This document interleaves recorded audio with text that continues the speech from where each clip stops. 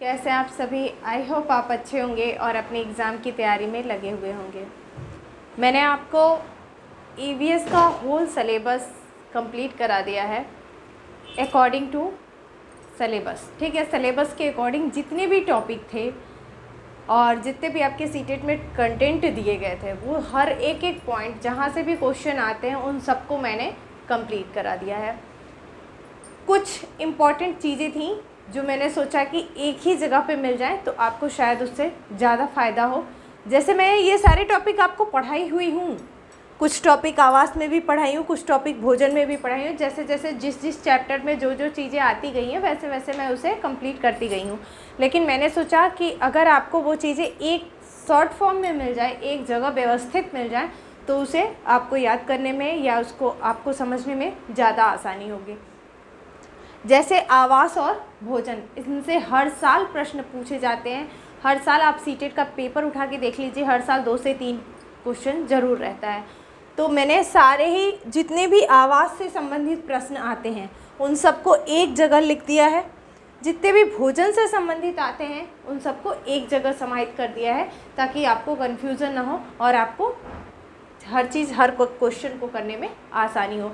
अभी मैं आपको एक और इम्पॉर्टेंट चीज़ें बताऊंगी। आज का वीडियो आपके लिए बहुत ज़्यादा बेनिफिशियल होने वाला है क्योंकि आपको जो थीम और सब थीम से पूछे जाते हैं प्रश्न, जैसे एनसीईआरटी ने आपको जो थीम दी हुई है कि ईवीएस के इतने 6 थीम हैं और 4 सब थीम है, उसमें से हर साल एक प्रश्न पूछा जाता है कि कौन सा थीम नहीं है या कौन सा सब थीम है। ठीक है, तो उसको भी मैं अभी आपको बताऊंगी जैसे ही ये आवास और भोजन वाला टॉपिक कंप्लीट हो जाता है। तो स्टार्ट करते हैं आवास से।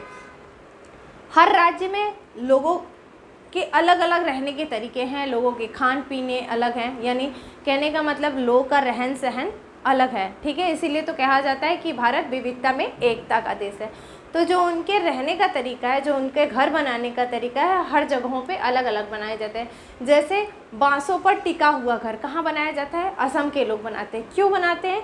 क्योंकि वहाँ जो होता है वो बहुत बारिश होती है, बारिश होने के कारण नीचे जो होता है वो पानी का जल स्तर बढ़ता जाता है। इसीलिए वो क्या करते हैं, बांस ले लेते हैं और 2-4 बांस को आपस में बांध के टाइट और उस बांस को नीचे गाड़ के और उसके ऊपर जो होता है वो घर को बनाते हैं। ठीक है, मैंने सबको नोट किया हुआ है। बांसों पर टिका घर, असम में घर 10 से 12 फीट ऊंचे बांस के खंभों पर बने होते हैं जहाँ पर पानी ज़्यादा बरसता है। ठीक है, मैंने कहा कि वहाँ पे पानी ज़्यादा बरसता है इसलिए वहाँ पे बांसों पर घर बनाए जाते हैं, यानी बांस को नीचे गाड़ दिया जाता है, उसके ऊपर घर को बनाया जाता है। ठीक है, दूसरा कहता है रेंडियार की खाल के घर, यानी जो रेंडियार एक जानवर है उसकी जो खाल होती है उससे घर कहाँ बनाए जाते हैं? वो बनाए जाते हैं उत्तरी ध्रुवीय स्थानों पर, उत्तरी ध्रुवीय स्थानों पर यानी लद्दाख जैसे स्थानों पर बनाए जाते हैं। ठीक है,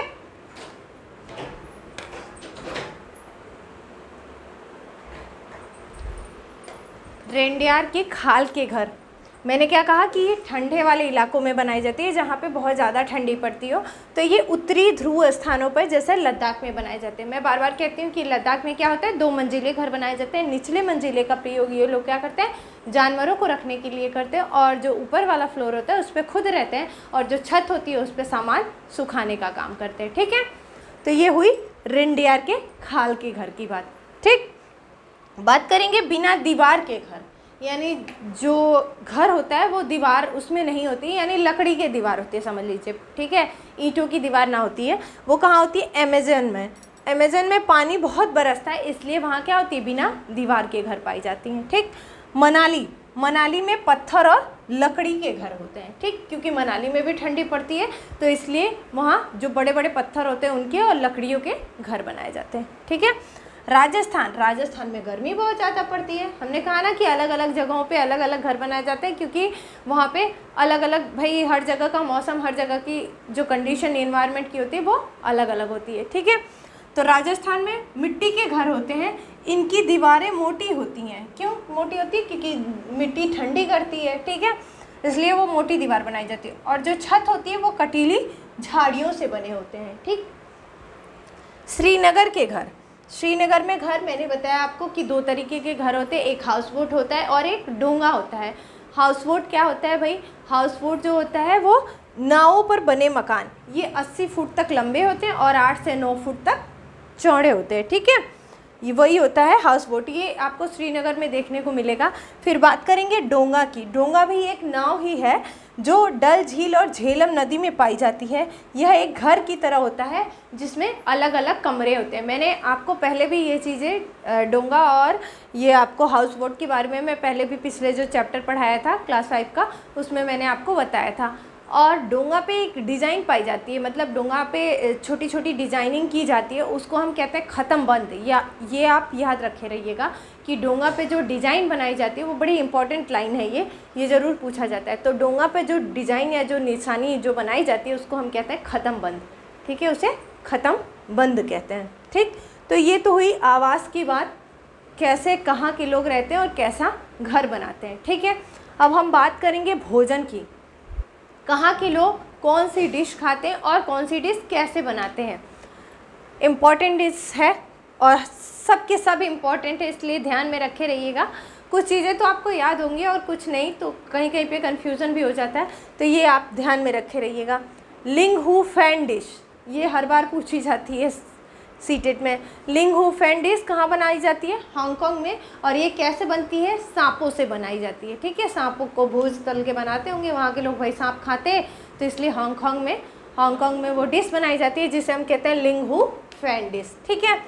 त्रिपुरा में क्या बनाई जाती है? बेरमा। और ये असम के भी लोग खाते हैं बेरमा। ये किससे बनती है? मछली से बनाई जाने वाली एक डिश है जिसे हम बेरमा कहते हैं, ठीक है। और झारखंड के लोग क्या खाते हैं भाई? झारखंड के लोग लाल चीटी की चटनी खाते हैं, ये भी याद रखे रहिएगा।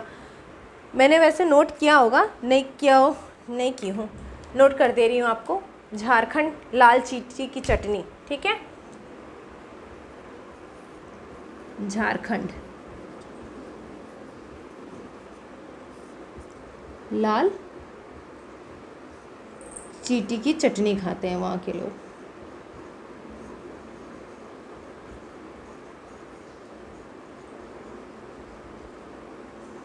ठीक है, लाल चीटी की चटनी। बात करेंगे हम पश्चिम बंगाल की। मैंने लिखा है त्रिपुरा में बेरमा खाई जाती है जो मछली से बनती है, ये असम में भी खाई जाती है, ठीक है। पश्चिम बंगाल झींगा मछली, संदेश और रसगुल्ला, ठीक है, ये वहाँ की डिश है।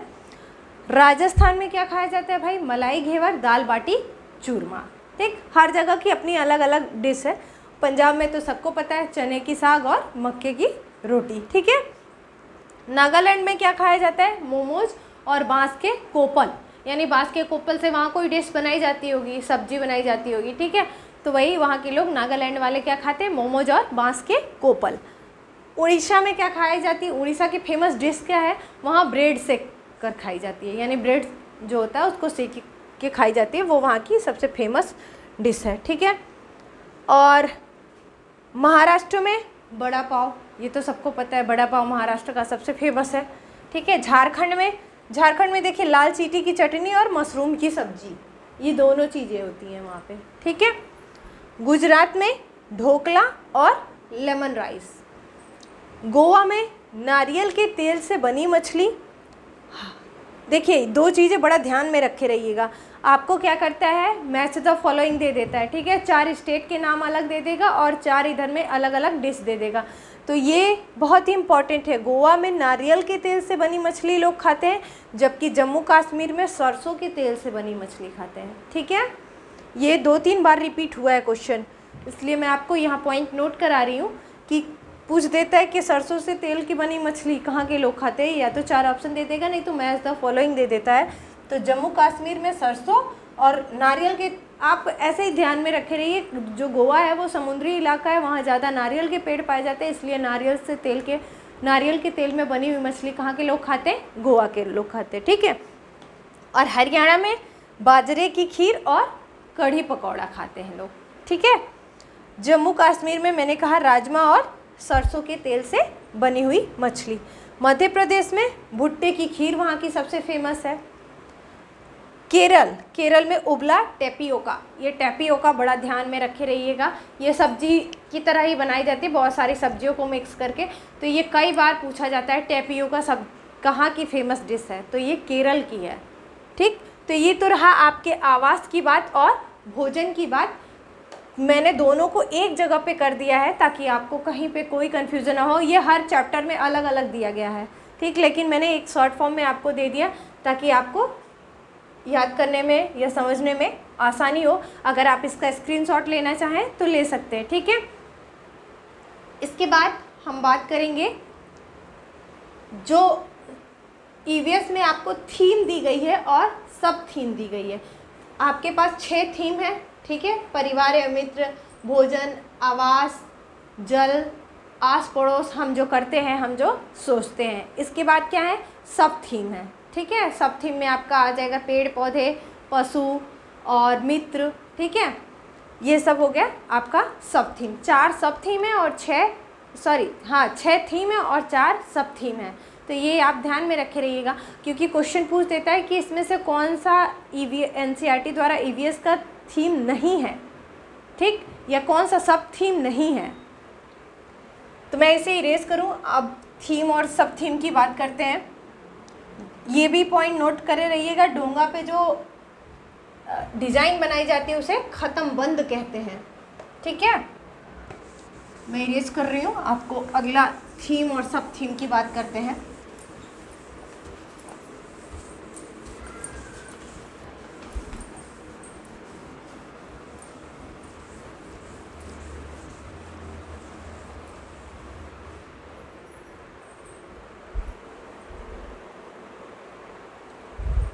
बात करेंगे ईवीएस की थीम और सब थीम की। मैंने कहा कि ईवीएस में 6 थीम दिए गए हैं और 4 सब थीम दिए गए हैं। कभी कभी क्वेश्चन में पूछा जाता है कि आपको इसमें से 3 ऑप्शन सही दिया रहेगा, जैसे आश्रय, जल, यात्रा, और एक डाल देगा पशु, ठीक है। इसमें से कौन सी थीम नहीं है, ईवीएस की थीम नहीं है।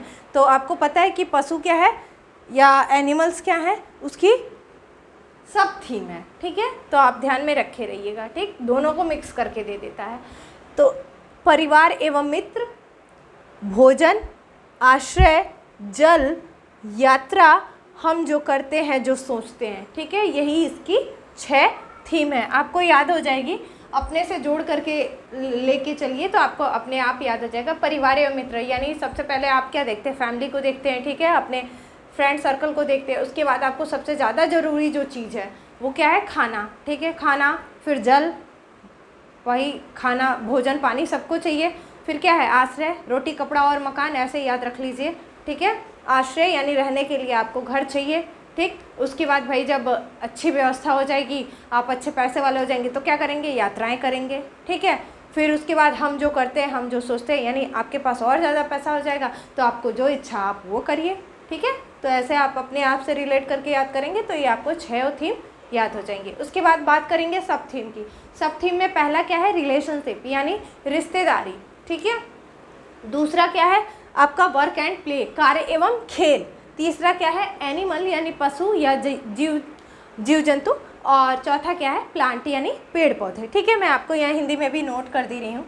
रिलेशनशिप यानी रिश्तेदारी, इन्हीं के बेसिस पे जो बुक है वो लिखी गई है, वर्क एंड प्ले, कार्य एवं खेल, यानी कहने का मतलब इन सब चीज़ों को उसमें समाहित किया गया है। कार्य एवं खेल या कार्य और खेल कुछ भी लिख सकते हैं। और ये एनिमल, पशु, और ये आपका पेड़ पौधे, ठीक है, ये उसकी सब थीम है। आप देखे होंगे अलग अलग जीव जंतुओं के बारे में ईवीएस में बात की गई है कि शेर कैसे रहता है, या फिर आपके जो पशु पंछी होते हैं, यानी कहने का मतलब गौरैया कैसे रहती है, कौवा कैसे रहता है, ये सारे चिड़िया से लेकर के जानवरों तक के बारे में, स्लाथ कैसे रहता है, सबकी हाथी, अलग अलग चैप्टर बना के डाली गई है इन्हीं सब थीम के आधार पे। प्लांट्स यानी पेड़ पौधे, कैक्टस का पौधा कैसे रहता है या क्रोटन के पौधे कैसे रहते हैं, हर चीज़ के बारे में आपको बताई गई है, ठीक। तो ये हुई थीम और सब थीम की बात। मैंने यहाँ पे कुछ पॉइंट आपके लिए नोट किया है जो इम्पॉर्टेंट है। इन्वायरमेंट, हम ईवीएस पढ़ रहे हैं तो हमें इन्वायरमेंट जानना चाहिए। इन्वायरमेंट इन्वायर यानी फ्रेंच भाषा के शब्द से बना है। आपको दे देता है कि इन्वायरमेंट बना है इंग्लिश भाषा के शब्द से, फ्रेंच भाषा से, ठीक है, या फिर अलग अलग लैंग्वेज डाल देता है, या जर्मन वर्ड से, ठीक है। तो आप याद रखे रहिएगा कि ये इन्वायरमेंट जो है, इन्वायर यानी फ्रेंच भाषा से बना है, जिसका मतलब होता है चारों तरफ, यानी हमें जो चारों तरफ से घेरे हुए है या हमारे चारों तरफ जो आवरण है उसे ही हम पर्यावरण कहते हैं। इसे हिंदी में पर्यावरण करेंगे। परिधन आवरण यानी हमें जो चारों तरफ से घेरे हुए आवरण है वही क्या होता है, इन्वायरमेंट या पर्यावरण होता है। और ये फ्रेंच भाषा के इन्वायर से लिया गया है। ठीक, टोटल जो अर्थ है उसमें 71% जो है वो जलमंडल है, ठीक है, और 29% जो है वो स्थलमंडल है। ठीक है, अब आ जाइए डिजीज के बारे में। मिनामाटा रोग हमें किससे होता है, पारा से यानी मरकरी से होती है। मेरे फॉर्मूला लिखा हुआ है, सिंबल इसका लिखा हुआ है Hg, मिनामाटा डिजीज। ये याद रखे रहिए क्या, मौ से मिनामाटा, मौ से मरकरी। ठीक है, जब भी पूछे मिनामाटा डिजीज किससे होगी, मरकरी से, ठीक, या पारा से, Hg से। और इटाई रोग किससे होता है, कैडमियम से होता है। ठीक, तो ये था आपका टोटल EVS थीम, सब थीम, आवास, भोजन, इन्वायरमेंट क्या है, कैसे है, हर एक टॉपिक यानी क्लास 3, 4, 5 जो भी था पूरा निचोड़ आपको मैंने दे दिया। अब इससे ज़्यादा देखिए, क्लास 3 के लिए आप परेशान न होइए। क्लास 3 में कोई भी ऐसा टॉपिक नहीं है जहाँ से क्वेश्चन आए, और जिससे क्वेश्चन आने की संभावना थी उसको मैंने यहाँ समराइज़ कर दिया है। ठीक है, यहाँ मैंने उसको एक समरी के फॉर्म में दे दिया है, जिससे आपका कहीं पे भी क्वेश्चन फंसने की कोई उम्मीद नहीं। एक क्वेश्चन बस आप ध्यान में रख के रहिएगा, वो आपका डायरेक्शन से पूछा जाता है। तो डायरेक्शन में आप समझ जाइए, ये ईस्ट हो गया आपका, ये वेस्ट हो गया, ये नॉर्थ और ये साउथ। ठीक है, अब देखिए ये क्या हो गया, नॉर्थ ईस्ट है ना, ये नॉर्थ ईस्ट हो गया। ठीक, और ये क्या हो जाएगा आपका ईस्ट साउथ यानी पूर्व दक्षिण पूर्व। ठीक है, उसके बाद आप आ जाइए यहाँ पश्चिम दक्षिण या दक्षिण पश्चिमी, कुछ भी कर लीजिए, साउथ वेस्ट। और ये क्या हो गया आपका नॉर्थ वेस्ट। ठीक, ये होती हैं आपकी EVS के अकॉर्डिंग 8 दिशाएं। वैसे तो आपकी ईस्ट वेस्ट नॉर्थ साउथ, ठीक, लेकिन आप इनको भी देखे रहिए, north east, east south, south west and north west. ठीक है, इससे क्या होता है, वो डायरेक्शन पूछता है कि एक आदमी इतने दूर चला, 3 किलोमीटर जाकर के पूरब की ओर घूम जाता है, फिर 4 किलोमीटर जाकर के दक्षिण पश्चिम की ओर घूम जाता है, अंत में वो व्यक्ति किस तरफ मुँह करके खड़ा है। ठीक, तो एक क्वेश्चन ये डायरेक्शन से पूछा जाता है। तो ये था आपका EVS का टोटल सिलेबस कंप्लीट हो गया। आई होप आपको वीडियो अच्छा लगा होगा। अगर आपको वीडियो अच्छा लगा हो तो वीडियो को लाइक करें, चैनल को सब्सक्राइब करें। Thank you for watching. Next video में हम EVS की पेडागोजी की बात करेंगे। Thank you for watching.